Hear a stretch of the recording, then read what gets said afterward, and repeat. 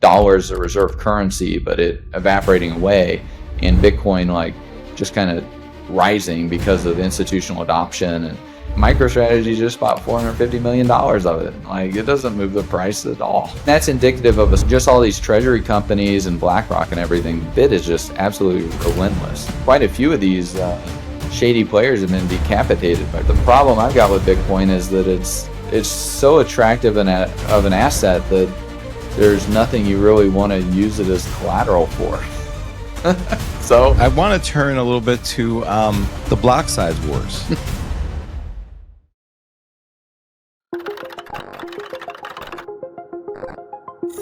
What is real? How do you define real? You can't jump into cash. Cash is trash. What do? You get out. It's not every day that we get a legend up in the fifth wheel trailer. Trace Mayer is definitely on the Mount Rushmore of orange pillars. Before there was Michael Saylor, we had Trace Mayer, a radiant torrent of face-palm-inducing truth, monetary sovereignty patriot, the Babe Ruth of Bitcoin shills, and the hodler of last resort. Trace led the charge for proof of keys. The Mayer multiple is named after him, and he was the first to break down the 7 network effects of Bitcoin. Boom, 5 years in the making, this show. Trace Mayer, welcome to the BitcoinMatrix podcast, sir. How are you? I'm doing wonderful. Thanks so much for having me, Cedric, and thanks for all the good work you're doing, carrying the torch. Yeah, I'm pumped. I mean, honestly, I think you're top 3 orange pills all time for me. And, one of the reasons I started the show was to get to talk to you. So this really is like 5 years in the making. One of the reasons I started was selfishly to get to talk to some of the people I really wanted to, get into it with. Well, we'll have to have you come up to the office one of these days and maybe do a live in-person show. That'd be a lot of fun. That would be epic. I got to meet you in Vegas just briefly, and we got the Aussie. But I'd love to go back to maybe your rabbit hole story. Maybe what drew you to Bitcoin? What were you kind of, you were an investor, maybe just a little bit of background on how you came to Bitcoin, found it, and kind of like saw it as something worth pursuing. Yeah, so, it starts way back, right? So mid-90s, I'm playing online games, text-based, because we didn't have video back then. You're dialing up with like 14 baud modem or whatever it is, screeching on the phone lines. So you've really dug up a fossil to come out today. And so way back in the day, playing these online games. So we're talking virtual currency, right? So there's silver coins that the monsters drop or whatever, and then how do we share our music around? And you had stuff like Napster, that was centralized, and then you got LimeWire and Kazaa, and eventually it innovated into BitTorrent, decentralized, censorship-resistant, distributed network that was, sharing the bits and packets around. And then, I also was interested in PGP encryption. I was like, oh my gosh, I can like encrypt my emails? You gotta be kidding me. Like, this is so cool. Because and kind of going into all of that, I'm learning math and cryptography and all that stuff.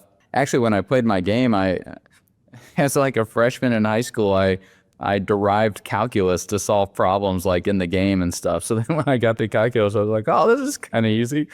So anyways, like in kind of the back corners of the internet, there were these things called digital gold currencies. One of them was called e-gold, another was called gold money, and they like vaulted physical gold and then tried to have it where you could send it around as currency. And that's, the first innovation of kind of sound money in the information age, right? But I didn't really appreciate what they were doing. Even though I was familiar with what they were doing, I didn't fully appreciate the full ramification of it as kind of a teenager. And then I went to college and studied accounting. So I learned about how, we account for capital, double entry bookkeeping and like T accounts and everything. I didn't even really know the history of accounting. I didn't understand that, like, as the Medicis in the 13th century, like coming up with double entry bookkeeping and how we used to have single entry bookkeeping and I didn't really appreciate or understand all that stuff. Then I decided to go to law school. So this is, 2003, full 6 years before Bitcoin. And I was taking an elective class in law school. It was a legal history class, American legal history, and it was from the Magna Carta to the Civil War. And for our grade, we had to write basically about a 60-page like scholarly level research article, and we got to choose the topic. And since I'd always been interested in money, I was like, you know what, I'm going to write a paper on the history of money in American law. So, I get to, I guess I like somehow I found this little rabbit hole and I was going to go down it, right? And it's not like there was a ton of stuff on the internet back then. Anyways, I'm going down, I'm going through the law library and I'm trying to find the legal cases to like start pulling on threads. And usually what you would do is you would find law review articles, or you would find like an academic journal, or you would find maybe even a treatise, like a legal treatise, and that would get you started, right? And think about it, like freedom of speech, the Fourth Amendment, search and seizure. There are literally tens of millions of pages written about each of those topics. I mean, people have devoted their entire lifetime and academic career to studying tiny little branches of the Fourth Amendment. But I couldn't find anything on the money. Like, I'm researching the money and I can't find anything. I mean, there's maybe a case here or a case there, but there are no law review articles, there are no academic journals, there's nothing tangential, there's nothing in the economics journals, because like you might find legal related articles in other scientific disciplines. That's kind of a common, because there are people that have PhDs and JDs, they're both kind of scholars, they're academic researchers and also kind of a legal background. And so, I'm looking in economics journals, I'm looking in monetary journals, like I can't find anything about kind of monetary law, which I thought was very odd. We have a little bit of stuff on the Federal Reserve, but like, I want to know about the money. Article 1, Section 8, Clause 5, Article 1, Section 10, Clause 1 of the U.S. Constitution. Like, I want to know about the money. I don't want to know about the Federal Reserve. There's no Federal Reserve mentioned in the Constitution. And anyways, I'm halfway through the semester and I go to meet with my professor, who's also a PhD in history, and he's kind of like, well, how's your research coming along? And I'm like, well, it's not very good. Apparently I'm pretty incompetent at my legal research because I can't find anything on this topic. It's really kind of disappointing, And he's like, well, okay, I'll do some research and try to see if I can at least get you some threads to pull on. And I come back next week and he's like, this is really odd. I spent a couple hours and I couldn't find anything for you. You're either gonna need to find something in the next week, or you're going to need to change your topic so that you have time to do your research and write a paper and get your grade in the class. And I'm kind of now I'm deer in the headlights because it's whoa, I feel like I really need to learn about this money stuff. And I feel like I really need to write this paper. And I guess like any good law student, I was procrastinating. And somehow in this procrastination, I found a reference to Dr. Vieira's Pieces of 8. And this is a legal treatise. He's got 4 degrees from Harvard, a PhD in chemistry, a law degree. He's admitted to the bar to practice before the U.S. Supreme Court. He's a solid academic scholar and researcher.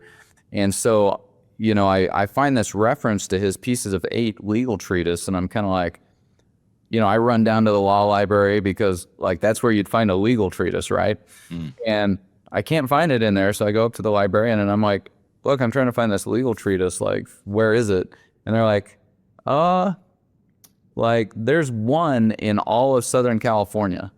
We've got 30 law schools. There's one at this one law school. And so I'm like, what? Are there 30 law schools and only one's got a copy of the legal treatise? What? Seriously? So, our law library was 6 stories tall. Right. There are a lot of books in there, you know? So it's what? So they're like, well, we can order and we'll have it down here tomorrow. And I'm like, great, get it down here. I run in the next day and they hand me the 2 copies and I check it out. And I'm going through it and there's, 5,500 legal citations. It's a whole body of law that's just like hidden, basically. Like, I'm reading through all these cases. You've got the Lincoln centralizing the banking system and then you have Samuel Chase, who was the Secretary of the Treasurer, and he issues these greenbacks. And then the next year, he gets put on the Supreme Court by Lincoln, and he rules the greenbacks unconstitutional. So the thing he did as a Treasury Secretary, he rules unconstitutional. And I'm just like, this is wild. Like, what else is going on in here? Oh, like, you can only use gold as money. And then Roosevelt, decides to confiscate it all with Executive Order 6102. And I'm like, man, why is gold so dangerous that you gotta confiscate it nationwide? Is this a radioactive substance or something? Anyways, I write the paper. Then I was so intrigued with this whole area after writing the paper, because I'd taken economics classes in undergrad for accounting. And I loved them, supply, demand. I probably could have done a PhD in economics. I like this stuff so much but then I figure out from the paper, it's these economics guys, they're not really scientists after truth. They're political dogmatists that are apologizing for basically an unconstitutional monetary system. Right. They're not going to bite the hand that feeds them, right? Right. And so because of that, I'm kind of like, well, I want to know what the real economists have to say. And because I had come across Vieira and I'd learned some other stuff, that I ran into the Austrian School of Economics. So now, after law school, I spent probably a year just digesting Rothbard, Mises, and a bunch of that stuff with the same type of graduate intensity, if not a greater intensity. So this is 2007, 2008. I'm just devouring all the Mises and Rothbard stuff. These are thick books and they're hard to read if you've read them, Human Action, Man, Economy, and State, What has Government Done to Our Money, just the Great Depression, all types of books by these guys. And so, you can think of your mind like a house, right? Well, you're lucky if your mind's like a house. Most people are kind of scrolling on TikTok and their houses, their mind's more like a shack, or maybe even a dugout made out of dirt or something. But, if you build these different wings of your house, an economics wing, a monetary science wing, a computer science wing, an accounting wing, you can build your mind, and, then you get familiar with your mind. You just like your house, you're walking from wing to wing and you see how they interrelate with each other and everything. And so, I'd put in all of this effort to build my mind, doing all the reps, right? Reading the books, thinking about them, not getting some chat GPT synopsis that you forget 2 seconds after you got it, actually putting in the hard work, making the connections. This is all proof of work stuff, right? So then when I ran into Bitcoin, all these dots just really connected super easily and super well. And I came to Bitcoin as a monetary sovereignty maximalist, because I came out of gold. So January of 2008, after I'd been reading all the economic stuff, the Austrian School of Economics, that's when I launched my blog, Run to Gold, because gold was the solution to this fiat disaster that had been foisted upon humanity, that was engaging in confiscation through inflation, which was a form of taxation without representation or due process of law. And then being co-opted into this Federal Reserve system that's now earning interest off of IOU nothings. And that's the way that they're sucking in wealth and basically entire lifetimes from people in a totally non-constitutional, non-consented to way. And so, I decided to write about it. It's like, because I knew something about it. It's like I knew something about it. I was like, oh, I'm going to write about it. So, I started writing about the gold and everything. And by this time, I'm thoroughly comfortable in my little rabbit hole. But then, I ran into the GATA guys, the Gold Antitrust Action Committee, and they had been like talking all about this stuff since the mid 90s. And that's actually, Dr. Vieira was like kind of tangential with the GATA guys. And I'd gotten a charge on my credit card from government services for like $3.47. And I had no idea like where this thing came from. I was like, where did this charge come from? So, I call up Amex and I'm like, hey, like, I don't recognize this charge. And they're like, okay. I was like, well, can you take it off? And they're like, no, you need to contact the merchant first. And I was like, well, I have no idea who the merchant is. And when I'm on your website, it doesn't tell me their contact information or who they are, give a URL or a phone number or anything. Like, I can contact them. And they're like, well, you have to contact the merchant for us to take it off. And I was like, well, I think it's fraudulent and I can't contact them. Can you take it off? And they're like, no. Click.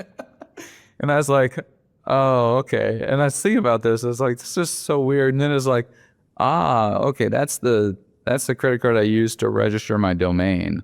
Like, they're trying to like intimidate me into silence by like, oh, you want to write about monetary sovereignty? Like, you're not gonna like get those ideas out.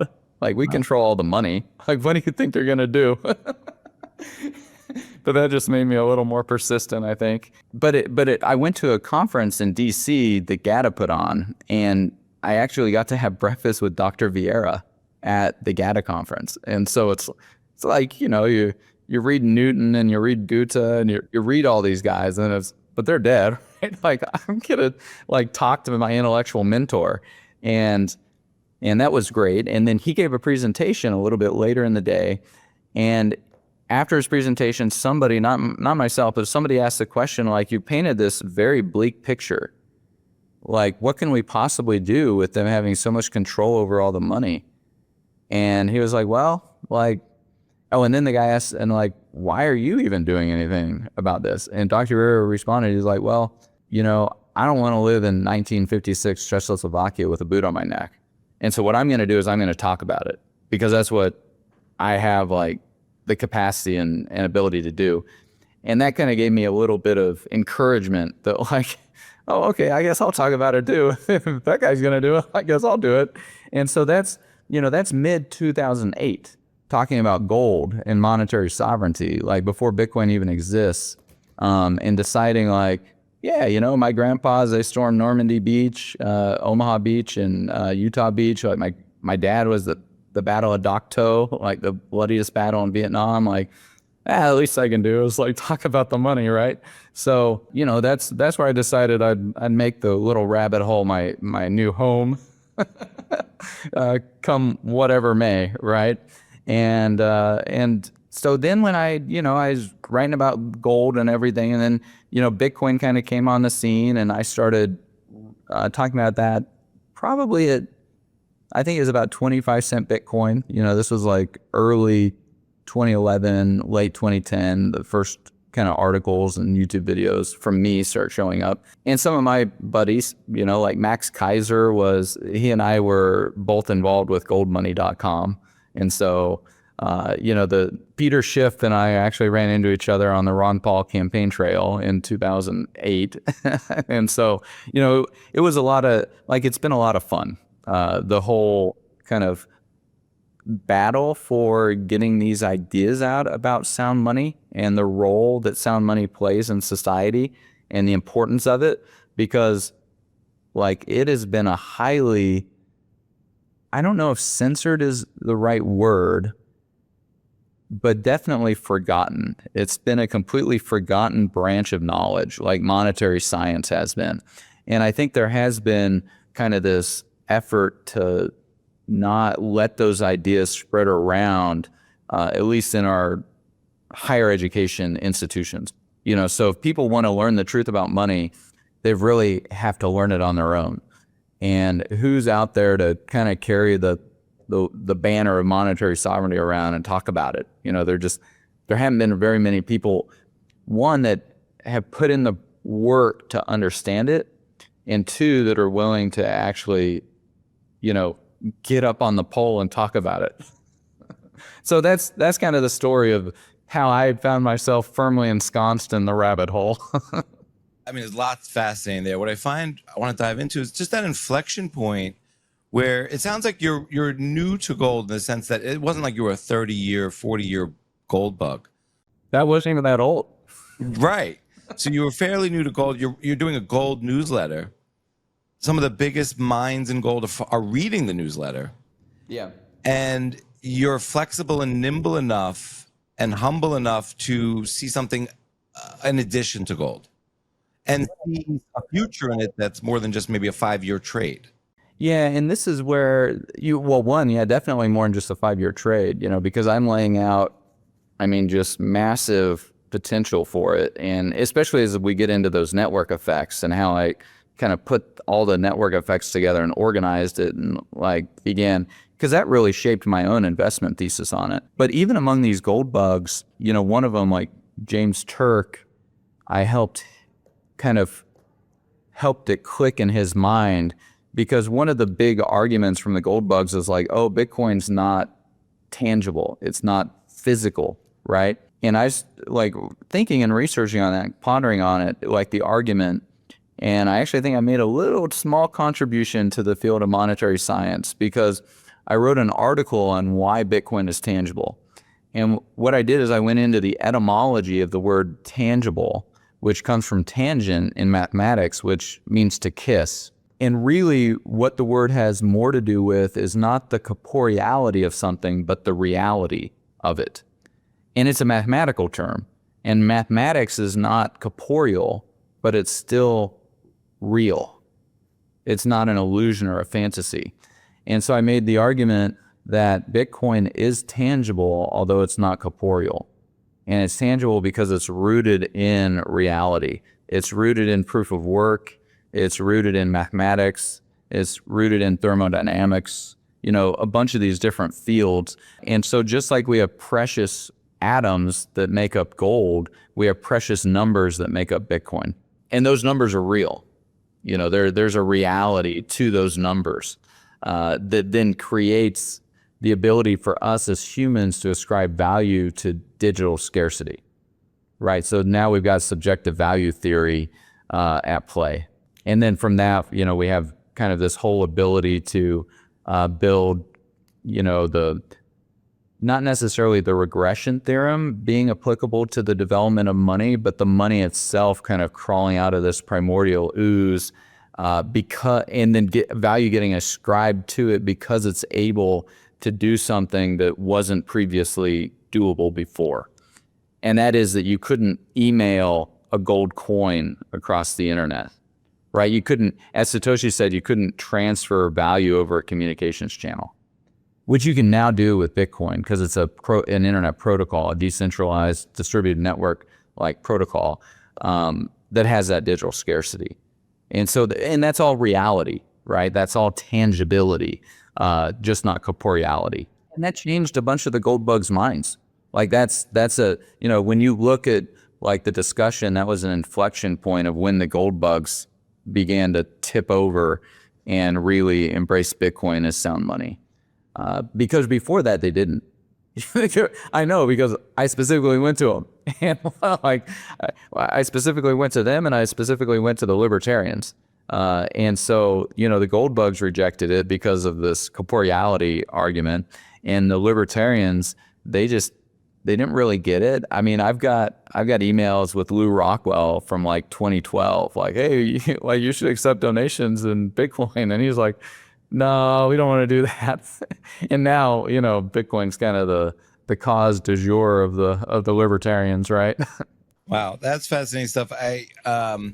Speaking of gold, I learned a lot from you about gold, and it helped me frame Bitcoin, through my understanding. And one of the things that stuck out to me was sort of that tangible physical relationship with gold, how visceral it is, and how you mentioned that in generations of families in, say, Southeast Asia or India would sort of pet their gold. Yes. And you want the gold to grow. You never want to, like, you know, you're sitting there, if you're feeling it every day and you get familiar with the size and the physical attributes of it, you want to see it grow and give it on to the next generation. It was such a fascinating concept for me.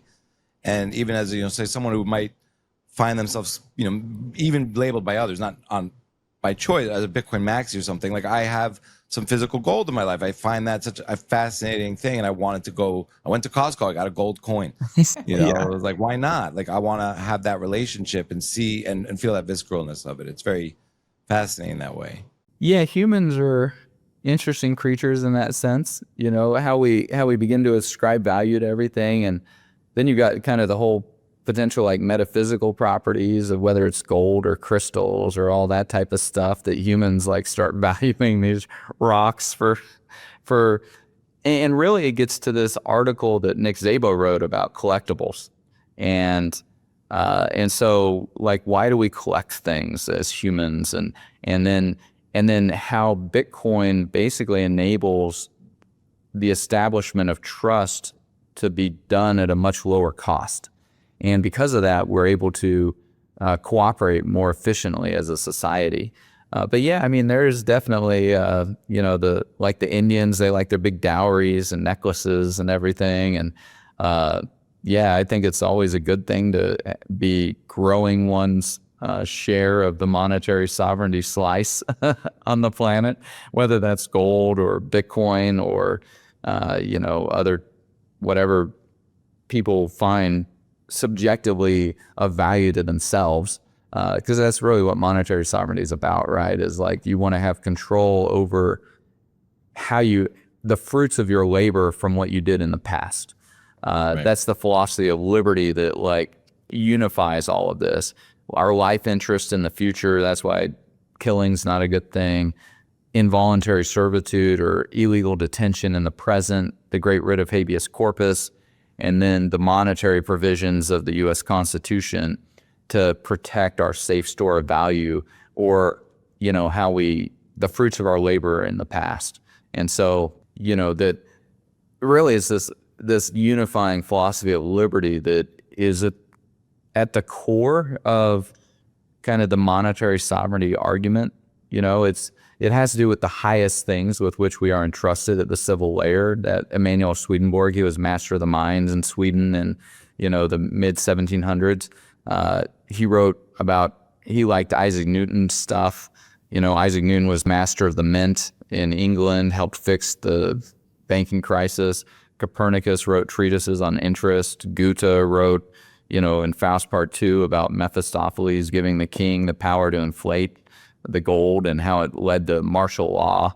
You know, all the polymaths have been interested in this topic of monetary sovereignty because of how it just weaves in, as Swedenborg says, into half of all the transactions in the kingdom. And that's why it has to do with the very highest things with which we are entrusted, you know, not having this kind of inflationary ability. And then so that leads us naturally to what's the hardest money, the highest stock to flow. And I think in terms of the Bitcoin conversation, I may have been the first one to publicly mention it on Twitter. On my website, I actually have a link to it, to the tweet in like, I think 2015, where I mentioned stock to flow in relation to Bitcoin and kind of begin making that argument. Yeah, and that's a tremendous argument. It helped me also frame and understand Bitcoin and why it's valuable and the issuance rate and things of that nature. Yeah, scarcity, right? And so when we're talking about that digital scarcity, you know, now because I think another big contribution that I've made in the argument, and this kind of roots back to the sovereign individual. So we're now applying the sovereign individual to Bitcoin, the book The Sovereign Individual. But it talks about asymmetric encryption and how that changes the economics of violence on the planet. And so, you know, now that we're able to secure protection at a much lower cost because of this digital scarcity and the properties that it has that we can then use as a tool to acquire the protection at a lower cost, that begins to change the economics of violence on the planet, right? And so now, you know, things like deception and violence, and whether that's like large scale wars or whatever, they just become less profitable to do on these types of scales. And so we start playing that out over years and then decades, and the planet becomes just a very different place because this tectonic level change in the economics on the planet has taken place. Right. And so, that's another aspect of this high stock to flow ratio that's protected by cryptography. So it's not like they can just come over and take all the Incas' gold, like you actually have to be able to solve the math problem to move those coins. You can't just like burn down the civilization and take their gold. Right. Well, yeah, I think as you framed it, it kind of changes, it's hierarchical violence-based society pre-Bitcoin. Well, the ROI was there, and Right. and the holders of capital needed the projection of violence on a very large scale to protect their continental railroads or their coal plants or whatever. And now so much of the value is not necessarily in the silicon, but in the software that's running on the silicon, right? Right. And so, and that makes for humans becoming much more mobile, because they can take what's in their mind and like go somewhere else. And so if, and so the sovereign individuals will find a way to kind of escape the more totalitarian geographies, and they'll take their value with them because their value is in their head, their value is in their ability to think. And so, now you're dealing with Ayn Rand, and you're dealing with, V for Vendetta and stuff like that. And you could run your own node, and you can watch your sats grow on your watch wallet, and have monetary sovereignty that way. But I want to ask you about the relationship between money and family. Yeah, that's a great point that you made about the Indians, and the Chinese, the Asians, and how they want to keep growing this pile of gold, right? Because this all gets back to time preference. When you don't have an appreciation for time preference, when you want immediate gratification, and the economics or the monetary system is encouraging that much shorter time horizon thinking. That's what, I think Goethe's talking about in Faust Part 2 that was written in 1830. Mephistopheles is, well, the king is like, well, I want some gold. And Mephistopheles is like, well, I'll give you some gold and some more. And then the chancellor is like, well, it's not quite right, but I'll make it right. So by government dictate, we'll begin to go against these natural principles, these natural order that is brought to society, that has its primary genesis in the family, right? Because the family is raising the next generation, and the parents, they have a more vested interest in the future because their children exist, and they're making that investment into the children, all the time, like changing all the diapers, like doing all the stuff, right? I mean, it's kind of a fascinating thing that, these parents can put 17 years of effort into raising a kid, and that kid doesn't get a vote. But then, the election can happen, and the next year he can get drafted and sent off to go die for something. Maybe we need to have children's suffrage, kind of like we had suffrage for women.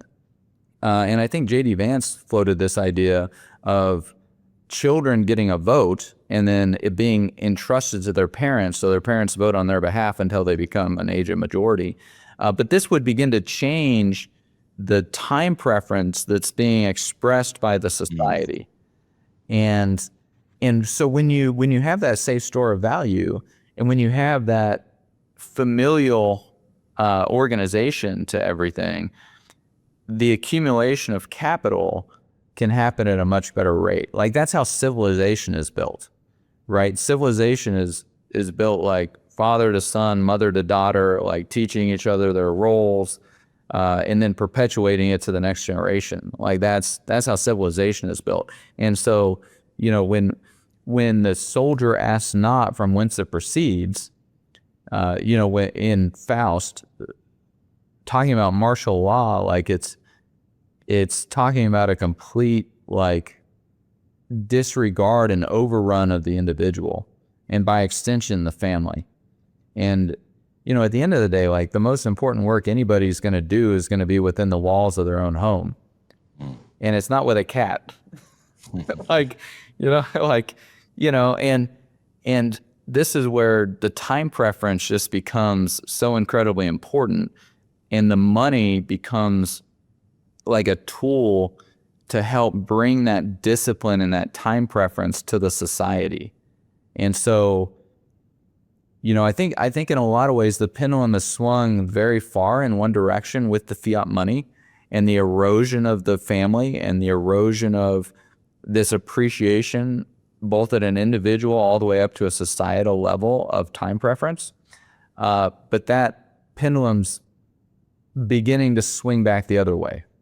You know, because Bitcoin's on the scene now, and the new hardest asset is on the planet. And like, that's a tectonic level shift. And, you know, a lot of people, they really don't appreciate time preference, even in kind of the mortal time frame, you know. But when you're going through the Austrian School of Economics, you get to kind of the fundamental premise that humans act deliberately to bring about some ends. But really, that's just the tip of the iceberg. And the whole theory and everything that's underneath that everything under the surface of that iceberg, that's found in the writings of Emanuel Swedenborg, who was, you know, sure, a polymath genius of his own right and monetary scientist, but it's really his writings on the actual nature of human reality and consciousness that can really begin to change time preference. You know, because for 28 years, he's going into the afterlife and coming back and writing it all down with precision and scientific detail at, you know, this highest level of thinking of the polymaths, as an eyewitness of the extension of consciousness after we die and what the nature of that reality looks like. And that's really where time preference needs to be focused on. You know, so I mean, yeah, we might have a little bit of a focus on like, 10 or 20 years of hodling, right? Or 4-year cycles. And it's like, okay, and maybe we might even get a little bit longer term thinking of like 7 generations like the Chinese. But, you know, Swedenborg is lifting our sights to forever. And that's a much longer time preference.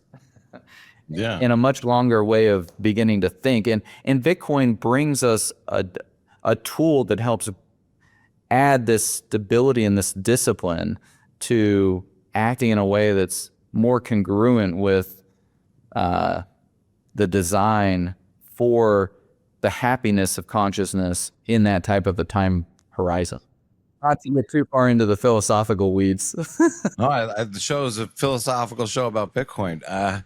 So if maybe thinking about maybe nation states then, or just tribes, or just society's ability to think long term, you know, maybe you could argue that the United States government not repricing gold is low time preference, or, you know, you could make, I think, you know, there's the argument that, you know, China and India moved to a gold standard too late, and kind of, you know, threw their society off the rails a little bit there, or delayed their progress.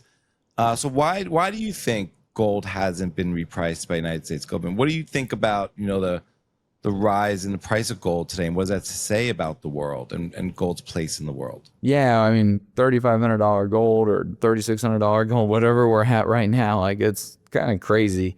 Because look at the market cap of it, and it's up like 33% year to date. I mean, when we're looking, it's like $550 million a daily emission of gold. Bitcoin's like $50 million. So it's literally like a whole order of magnitude larger than Bitcoin is. But yeah, I mean, the United States, they got the world reserve currency. Supposedly they've got a lot of the physical gold supply. You know, Germany asked for theirs back and they didn't get it for a long time, and it's because they're occupied by U.S. troops. Right? I mean, the cold hard facts, right? Like, if it's your gold, you should ask for it and it should get delivered like the next day. You shouldn't have to wait over a year to get it. But yeah, the individuals operate in terms of like days and months. You know, governments operate in terms of years and decades. It's just a whole different time scale that they're operating on.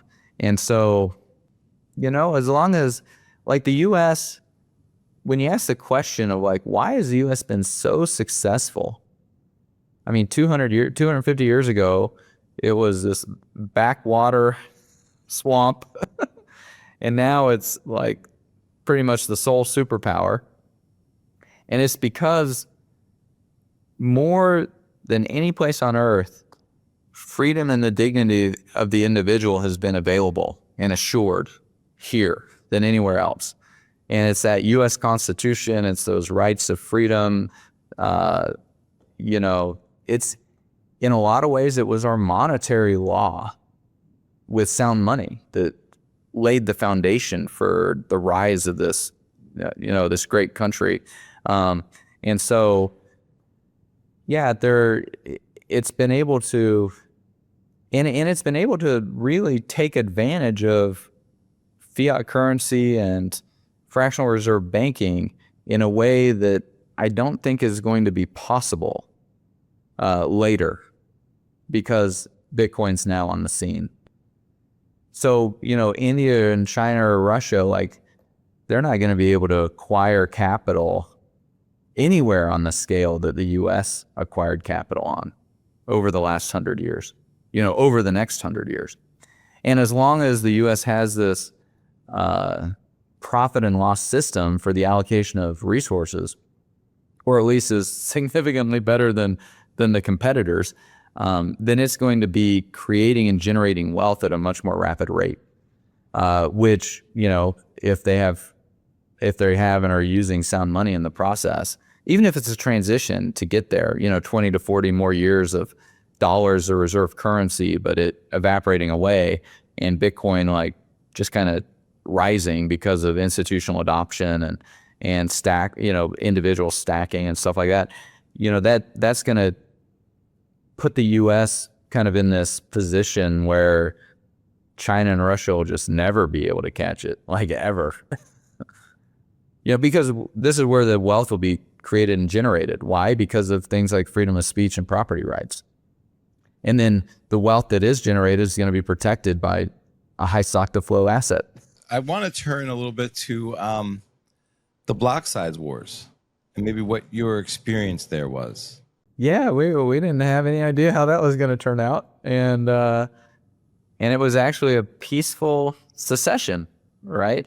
Like, they did the hard fork with Bcash and took them 6 hours to find a block, and all the Bitcoin nodes were banning Bcash nodes, and it was a peaceful way to separate and go our own ways, and Bitcoin, you know, was stronger as a result of it. And Bitcoin holders, you know, they all got some Bcash. Some of them still have it, you know, because maybe they don't want to breach privacy or whatever by claiming it and selling it. But, you know, Bcash is like a 6 billion market cap or whatever it is, and still running along doing proof of work. And from what I understand, there's a little bit of monetary innovation that's taking place over there. But yeah, it was a lot more drama at the time. You know, we had no idea how this was going to play out. Is it fracturing the network effects? Is it distracting everybody? Like, there's a lot of threats. You know, there's a lot of mining fees that were getting generated. So in some ways there's this economic incentive for the miners to have something else to mine with their machines. Is that going to like open up a potential reorg? Like, there was a lot of uncertainty kind of because we hadn't done something like that before. But then we did it, and they're like, oh, that wasn't that bad.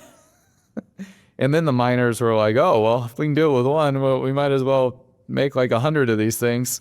So then they made Bitcoin Gold and Bitcoin Pizza and Bitcoin whatever. And, we had the kind of all these forks and airdrops and all types of stuff. And, which was all experimentation, right? We don't get to do that with gold. The closest we get is when we have like a mama cow have a baby cow. We kind of have a fork that way. But, we don't get to just kind of, it's been a fun 16 years in the Bitcoin space, and not lacking for drama for sure. There's always something that someone wants to create a bunch of drama about. So I think the Blocksize War, it was a big unknown, and we didn't have any idea how it was going to turn out. And then after we went through it, we realized it wasn't that big a deal. And if anything, it just helped us harden the peer-to-peer network anyways.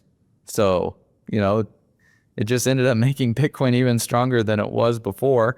And it began to show up in the price of Bitcoin after the fork happened. The Bitcoin started going on a pretty big bull market run. So great, It proves its anti-fragility. Who do you think are some of the top people we should give credit for building Bitcoin? Oh, I mean, of course, there's Satoshi. I think Peter Wola and Greg Maxwell are, phenomenal influences in it. Greg Maxwell has been, always kind of a North Star of influence on Bitcoin, and I think has always had very clear thinking on purpose and reasons and like what needs to be done and why it needs to be done. In that Blocksize War issue, I'd gone up to a conference and Adam Back was there and Greg Maxwell was there and Gavin Andreessen was there, and actually went and had dinner with the four of them and trying to figure out like which side of the arguments, and like Greg Maxwell's, it just, for me, it lines up just like a hand in glove solution. And Gavin's, I didn't really buy a lot of his arguments. I didn't like him very much. And so then we did a podcast interview with Dr. Back and Gavin, and kind of laid it all out in a little bit more of a professional way than all of this like Twitter flame war, Roger Ver stuff going on. And, and that was kind of the first time we actually had good discussion on the topic. But it was, I think Greg Maxwell has just been a phenomenal influence for Bitcoin. He's set such a good, he's always so helpful, training all the new developers coming in, giving of his time, answering questions. There's so much, because we have building Bitcoin. There are a lot of different areas for doing that, right? Like there's what I've done with helping build the ethos and the monetary philosophy of Bitcoin and embedding that into hodler of last resort mentality, right? But then there's kind of the technological building of Bitcoin. There's the writing of the software code. So now we got cypherpunks write code, right? And then there's training the next generation to be able to steward it and take care of it like that. And so then we've got, Chain Code Labs and Suhas and Alex over there. We've got, then we've got the entrepreneurs who were actually willing to put their neck on the line, and the investors who were willing to fund them, so Roger Ver, he let me into the BitPay round, and that to build out merchant processing for Bitcoin. Well, if you own all or part of a money transmission business, it could be 5 years in jail. So if you own one share as a passive investor, so we locked arms and funded the entrepreneurs who were willing to build out the thing. But the investors and the entrepreneurs were both sticking their neck out, and so Peter Thiel was in that round with BitPay. Around the same time, I funded Kraken, so led the Series A with Hummingbird, building out Kraken. Mt. Gox, they did some work building Bitcoin for their season. I mean, they were the only exchange for a while, before we could. Before that, I'm sending envelopes of cash around, sending $20, hoping you get Bitcoin. It's like, you didn't have any ability to speculate on it. And one of the reasons we couldn't speculate on it is because, the initial wallet software, it just generated 50 random, I think it generated 100 random private keys. So, I funded Armory. And with Armory, we innovated hierarchical deterministic wallets, which later became seed phrases. So that means that you could generate the seed and hierarchically determine private keys from that. Before, it was just a random 100 keys. So your ability to back up a wallet wasn't even really possible the way it is today.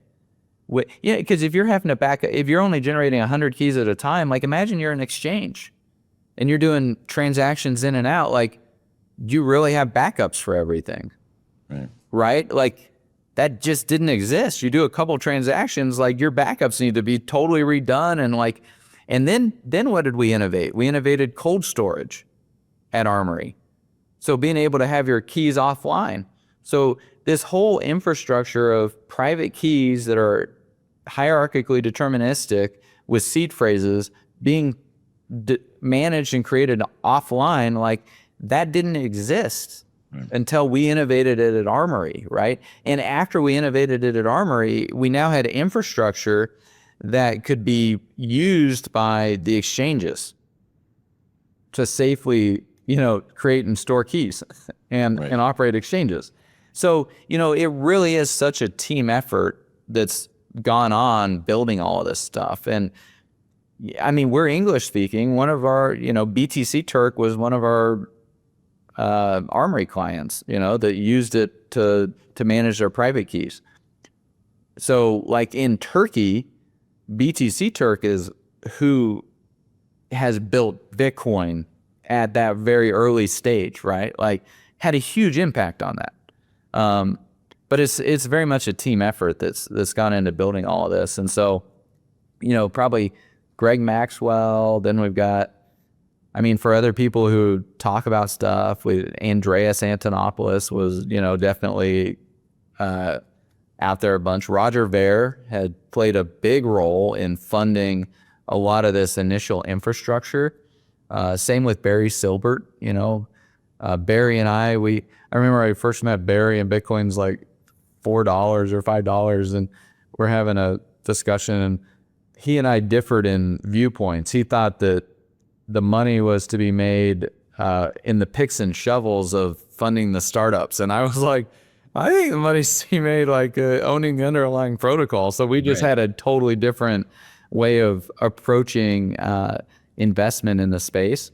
And those startups, they generated a lot of activity. I don't know that they generated a lot of money or profit, but that's where entrepreneurs, the ones who made the correct decisions, they have profits, and those that didn't have losses, and same with the investors. And so there's been a lot of ups and downs through the whole 16 years, and building out what's needed and skating where the puck is, you think it's going as opposed to where it is. So those would be a few of the names that I'd come up with. We've got Rodolfo down in Argentina, General Rodolfo, our whole South American, Latin American contingent is he helped build and organize that whole kind of community, right? I went to the first Latin American Bitcoin conference, and actually the first 5 of them, to help build that as a speaker to be the dog and pony show, but he's the one on the ground, like actually, and doing the hard work of like the meetup groups and organizing and people and like showing the interest and doing stuff. So it's like Bitcoin's been such a team effort globally, in different languages. Like, it's been fun. It's been fun, but I don't think there's any like 2 or 3 people that have done it all. Sure. It's massive. We're all standing on the shoulders of giants. 16 years in, is Bitcoin a store of value? Oh yeah, definitely a store of value now. I mean, it's down to 26 vol. I've been kind of building out that 6 network effect of financialization, and been very interested in the vol markets for Bitcoin. And 5 years ago, it was, 80, 100 vol asset. Now it's a 26, 30 vol asset. And that's indicative of its increased economic size and its store of value kind of performance, just having that lower vol. The liquidity is insane. MicroStrategy just bought $450 million of it. And like, it doesn't move the price at all. So, I mean, that's indicative of a store of value, right? Like gold doesn't move very much either. Do you think we'll have more cycles? We've had 3 so far, I guess. Not in I think the cycles are going to just be a lot different than they were in the past. I don't really think we're seeing any indication of vol going up. And since vol's not going to go up, most likely, we're not, this idea that like you're going to have a 10x in price, like, probably not. I mean, maybe if it grinds higher slowly, if it goes up 1% a day, that would be a 0 vol asset, but it's still double in 90, about 100 days. So the bid from just all these treasury companies and BlackRock and everything, the bid is just absolutely relentless. And then it's being met on the other side by kind of a hefty supply of selling. And I think those two combine to just strengthen it more and more as a store of value asset. Right. I can see that. Because like we've got covered call selling, so there's negative deltas coming on the scene relentlessly from these treasury companies. And then we've got put selling, by the accumulators. And then, we've got all the retail activity taking place in between these, and even the treasury company like activity taking in between these two massive, they aren't even really massive yet. Like the derivative markets aren't that massive yet on Bitcoin, and yet they're starting to have more and more of an effect, and that's because of its store of value nature, right? It's really moving more into that store of value nature, which I think is wonderful. It makes it less exciting, but it does make it just more of a store of value. And if anything, the problem I've got with Bitcoin is that it's so attractive of an asset that there's nothing you really want to use it as collateral for. So it's like, man, Bitcoin's just too good. I agree. What about proof of keys? How'd you come up with the idea, and is it still important? Yeah, definitely still important. It's the way we flex our monetary sovereignty, right? And so it kind of had its genesis out of the Rothbard anti-banking league. He was like, we should have a day where we all make a run on the fractional reserve banks. And so I was like, that's a great idea. Like, why don't we do that? Why don't we do that with Bitcoin? And then it helps us go around and make sure that we haven't forgot about Bitcoins and some of these third parties. It helps us keep our skills sharp with actually using things on chain, and then helps us like make sure that our private key management systems are all kind of operating and in place. So I think across the board, it helps build that human capital that we need in order to use Bitcoin to its real potential as a monetary sovereignty tool. Because if you're just holding, like you buy and keep it in Coinbase, like you're not really flexing those monetary sovereignty muscles as much as you could. And it's, you know, proof of work. It's good to be doing those reps. Do more pull-ups. Yeah. I think you've said return of capital versus return on capital. Very important. Yeah. Having the return of it. I mean, quite a few of these shady players have been decapitated by proof of keys, you know. So Quadriga CX, like a whole bunch of them. Proof of keys comes around and they stop processing withdrawals. Is uh-oh. So I think it's an important part of the culture of Bitcoin to kind of have this celebration of on January 3rd of the Bitcoin network kind of getting started. Like, you know, Satoshi started it, like we can continue it. You know, it's kind of like how we have July 4th, you know. We don't have July 4th because we're fighting the revolution. We have it more as like a celebration and a reminder that, like, you know, this country was founded on being able to shoot fireworks. So I think it's kind of hilarious. Like, you look at LA during July 4th and it's like, there's the spirit of America right there. I hear you. Final two questions. Can you give a quick overview of the 7 network effects of Bitcoin? Yeah, so we can start with those. We've got the speculation network effect. Everybody wants to chase the rabbit.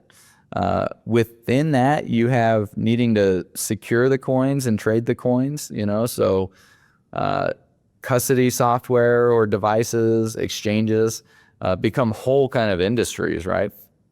Then we've got, since people are holding the thing and speculating on it, a merchant might be willing to take it as payment. So you've got merchants and consumers, because now the consumers, they'll go get the thing because the merchant accepts it. So that's kind of how we have the genesis of this thing crawling out of the primordial ooze. Someone's holding it as that store of value, and then a merchant's like, hey, I'll take that in exchange for something else, whether it's, you know, dollars or baklava or whatever our friends are selling. And then we, you know, that gives us value to the block reward, because the block reward's denominated in Bitcoin, but what's its kind of exchange rate to the rest of the economy? And that gives it value. So now the miners come in and the miners start securing it. That's our 4th network effect. They start securing it because of these other 3 network effects that are taking root. And then we get developers, and I kind of lump into these developers anybody working on different types of code. Software code's the easy one. Legal code, so like what Caitlin and the other people did in Wyoming, what we're doing at the federal level now. Legal code, we could also include court cases around this area. So, like, you know, that's where Coin Center, I think, has been very helpful with amicus briefs into different cases. We've got accountants. We've got, you know, attorneys that are writing clauses into contracts. And when I mean accountants, like we got the accounting standards, and we saw the recent change to the accounting standards. Like, instead of carrying it at the lower cost or market, you're now able to market the gain or loss on the stuff. And then strategy like comes out with just this massive mark-to-market gain on it, right? But that's like a form of accounting code that's kind of took developers, you know, took people tinkering and pushing stuff forward with FASB and IAS and stuff. And then we've got financialization. So in order to really get to financialization, you have to have the technical and the legal code like solid. You know, so now you're dealing with things like ISDA contracts, MLAs, CSAs, like credit support annexes, you know, master lending agreements, international standards and derivative association contracts that then govern, you know, options and swap contracts and forwards and futures. And, like, you know, you get a whole bunch of this financialization network effect that can start to take root because you have the solid, like, legal and technical underpinnings to it. And then that leads to our 7th network effect of like world reserve settlement currency. So that's where it becomes, at anywhere from the individual to the sovereign state level, like a reserve asset, like gold, a final means of payment. And so that's what we're building right now. We're churning through these 6th and 7th network effects. Strategic Bitcoin reserve for the U.S. El Salvador's already got some. MicroStrategy is showing what you can do with financial engineering. So, it's all kind of playing out in like everything's growing commensurately. If anything, we seem to have a little bit of a slow uptake on our 2nd and 3rd network effects of merchants and consumers. And, hopefully we'll get scaling solutions or, retail solutions. We also need, legal code to help with that. Tax code, would sure be nice to not have Bitcoin so trammeled by the tax code, kind of like gold is also. But, we're a persistent bunch of cyber hornets, so maybe we'll get some good tax code updates in these bills going up at the federal level. And then internationally, it's definitely moving forward on all cylinders in different jurisdictions. I mean, some jurisdictions are catering to Bitcoin holders and 0% capital gains taxes, and you look at Puerto Rico and some, I mean, it is churning like at a global way. Like it's churning as a global player. It's no longer this like backyard, like bottom of the rabbit hole, unknown thing. Like it's these network effects are taking root at the global level, all over the place. So which is incredibly exciting. Means it's less likely to not. It's probably not going to disappear or go away. I think Bitcoin is here to stay permanently on the planet. And so that's a very kind of encouraging thought, especially with our discussion on time preference and the impact on the family and civilization and all that stuff. Like it's just going to become more and more of a positive influence on society. Yeah, sure. Trace, this has been so dope. Incredible. Definitely a feather in my cap. There's an expression, you don't change Bitcoin, Bitcoin changes you. My final question for you is, has Bitcoin changed you in any way? I think it's hardened my resolve for monetary sovereignty. It's definitely helped change my time preference. I think it's been interesting growing with Bitcoin, because I look back on my past self and I look at trades I've made with my future self. I mean, like in one case, I could have afforded a much nicer apartment, and I intentionally just had very anemic living conditions, even when I could have afforded much more. And the differential in rent was something like 5 Bitcoins a month for 3 years. So, I look at those trades I made with my future self and I'm just like, man, I didn't like living in those living conditions, but I'm really glad that I did. And so, the time preference, the discipline, like growing with it, just, as Bitcoin's become much more settled, I think like I've just matured and become much more settled also in how I make decisions and stuff like that. And I think Bitcoin has that positive impact on us because we, hopefully we're naturally doing that as we get older. But also I think it just gives a stark reminder of the costs of poor decisions. Fortunately, I've never had any type of attraction towards alcohol. So, I never drank, never interested in drinking. But I look at some of my friends that did, and then you look at it and it's like, man, they'd go out on the weekend and they'd spend $100 on alcohol, and you could have bought 5 Bitcoins for that $100. And meanwhile, I'm scraping together every nickel I can and making sure that I'm not having to spend any Bitcoins. Right. Yeah, and now it's kind of, it's fun seeing that time preference be rewarded. You know, like I just got an email today. There's a charity that I've helped out, and you know, they need to get some final funding done or whatever, and some people had promised to fund, like they've had reversals of fortune or whatever over the last year, and so they're coming and asking me for a little bit more, and at the end of the day, like, there was something I had envisioned that I wanted actualized into the world. And this charity helped actualize that into the world.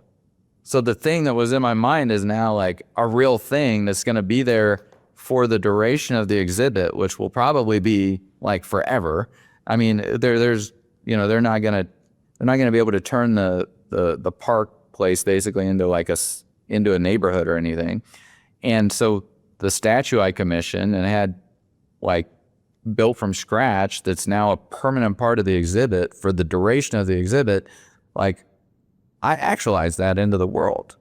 And part of the reason I was able to do that is because of the time preference that I'd made with the trades I'd made with my future self, you know. And so now looking back at my past self, and it's like, man, that's pretty cool. Like, you know, this thing like actually became a thing now because I did it. And so much of that is, you know, a lot of people, they look around at the world and it's like, okay, there's a bunch of problems. Okay, we can all agree that there's a bunch of problems, but like, where are the solutions? And are you going to make the solution? Because if you're not going to make the solution, like, who's going to make the solution if you're not going to make the solution?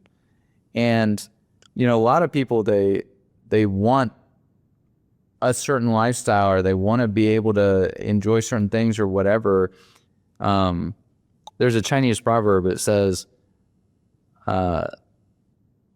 what is it? Strong men have wills, weak men have only wishes.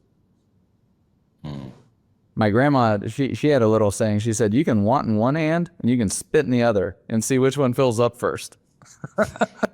And so, like, you know, a lot of people wish that they could have a good influence on the world. They wish that they could live a certain lifestyle. They wish that they could have a happy family, that they're, you know, they have a spouse that loves them, that they enjoy spending time with, that there's trust and friendship there. They wish that they, you know, had posterity. They, you know, you really start to see it, you know, if somebody's, you know, about 45, 55, not married, no kids, you start to really see they wish they had made a lot of different choices, because they're now living with the future self that is in a condition that they don't necessarily want it in.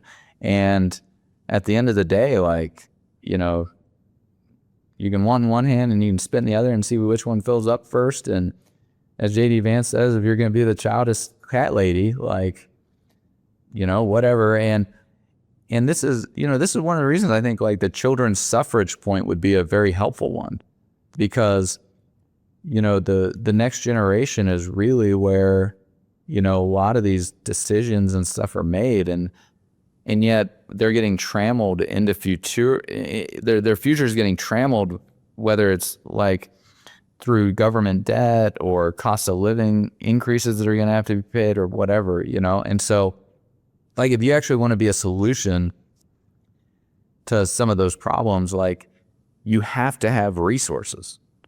You have to have the ability to act, you know, to influence something. And if you don't, you just have a wish. Right. And look, everybody can have a wish, and wishes are great, and we should wish for lots of things. But at the end of the day, I want to see points on the scoreboard. I want to see planes getting landed, you know, like I want to see the action, you know, because that love or that intention inside of us, it impels the action, but our wisdom that we bring is what gives the action its qualities. And so, yes, we should be well-intentioned and we should wish for a lot of things, but we should also bring our wisdom to our actions so that we can actualize whatever we want. You know, we have this power of creation kind of granted to us. what are we creating with it? What's the world that we're creating? Are we creating a world where where we have happy families and posterity and all this stuff? Or are we creating we're going to whine in our basement or in our parents' basement, and not create something? So, I think that's one aspect of where, because you're coming out of school, you kind of have these dreams of wanting to be a positive influence in the world. You look at your role models and you're like, man, I wish I could be like my dad, or I wish I could be like my grandpa, and have these positive influence on the world. And, the younger generations, in a lot of ways, the fiat systems have stolen some of the futures. But on the other hand, they have access to these tools where they can leverage their talents and abilities to such a degree, whether it's AI or Bitcoin as a safe store of value. And so if they really put their mind to it and work hard and leverage the tools they have access to, it's never been a better time, I think, for young people to really be able to have a positive influence on the world. And so, I kind of look at my own situation, and it's like, wow, I'm glad I'm not sitting around wishing for a bunch of stuff. I'm actually doing a bunch of stuff. and that's pretty darn cool. Yeah. There's a Jewish proverb that, some people go through life, you may be flying on first class and everything's calm and peaceful and great. And there's people the rest is outside the plane trying to hang on. And I think about that in terms of outside the plane is sort of life on a fiat standard, and inside the plane is life on a Bitcoin standard. And I don't mean in terms of you've done well or you've had the capital gains, but that things are going to work out in the future if you stick at it and stay at it and do the proof of work, because you'll be able to carry your value to the future. It's going to make it there okay if you do. So it gives you that more confidence and calmness, I feel. And I think back to to the wish thing. I mean, I think a lot of people wish they bought Bitcoin when it was the price of a cup of coffee or a cappuccino, or a vodka and tonic martini, or a nice steak dinner with your wife or husband, and or a nice vacation to Disney World, or when it was the price of an average American car. And they're gonna wish in the future, if they don't do it now, that they would have bought it when it was the price of a condo or a house or a brownstone or McMansion, or a building in New York City. It's just going to continue, and it's kind of like a moving train. You kind of have to jump on board at some point. Yeah, and back when it was the price of a coffee, there was a lot of uncertainty on whether it would actually materialize into the thing, and we had to take a lot of risk. Not just financial risk. We had to take all. You took a lot of reputational risk. Reputational risk, legal risk. Financial repression and the laws to prevent financial innovation from happening. There's a whole bunch of risk that's been taken by the people who have trailblazed this new route of monetary sovereignty. Social ossification by friends and family. Oh, like the crazy Bitcoiner, right? Yeah. But now it's a thing. And but it's, I mean, when we're looking at, an entrepreneur, they need land, labor, capital, but they also need time, and they need hope in the future, and so hopefully we've got ourselves a legal regime that we're going to be able to have this hope in the future because of property rights and because of sound money, and Bitcoin does give us that solidity in that potential future. Sure, it might not have the uncertainty, that you had at $5 Bitcoin, right? There's a bunch of uncertainty on that future and whether you'd actually have a future that you could have this type of an environment. Because think of the alternative timeline. Forced vaccinations, digital ID, vaccine passports, social credit scores, and CBDCs, which totally erode all your monetary sovereignty. And that's the, when you're looking at $5 coffee, like the other timeline that has a higher probability is that one. Right.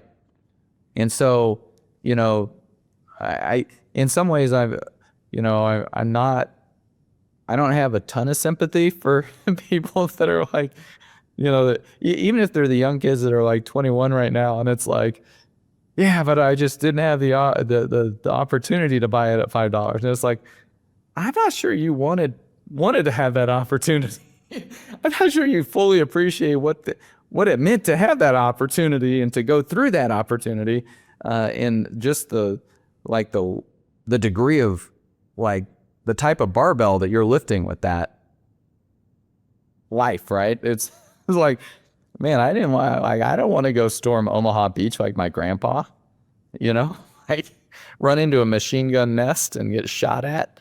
With no vote when you were 17. Yeah, with no vote. His mom dies when he's 16. He gets drafted at 18. So he didn't have any vote. He gets plucked off the street, thrown on an amphibious ship, sent over. Actually, his draft orders were for the duration of the war plus 6 months in 1941. So he got Bronze Stars in Africa. He got anyways, he was basically in like all the theaters except the Pacific. It's like, I'm not sure I would want to go through that. He was at Battle of the Bulge. Would anybody want to go through Battle of the Bulge? Like, yeah, just, freezing.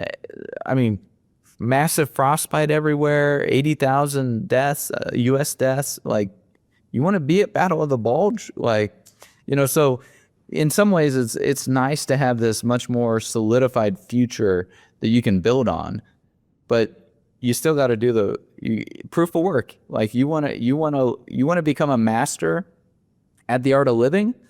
Well, you better get at it and start working at it. Because it's not, you can't just wish to like have a wonderful life. Like, you gotta create it yourself. So, and that takes hard work. Hard work, discipline, time preference, sacrifice, all the things. Wow. Thank you so much. It's been a real pleasure. I'll leave it to you for any parting words and let people know where they can find you and your work. Well, thank you, Cedric, and all the work you do with your podcasts and helping keep the ethos of sound money alive.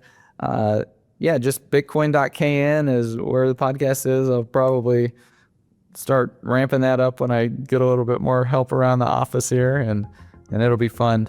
But otherwise, thanks so much for everything you do. Thank you. I'll be in touch. We'll have to do another one, maybe in person. You too. See ya.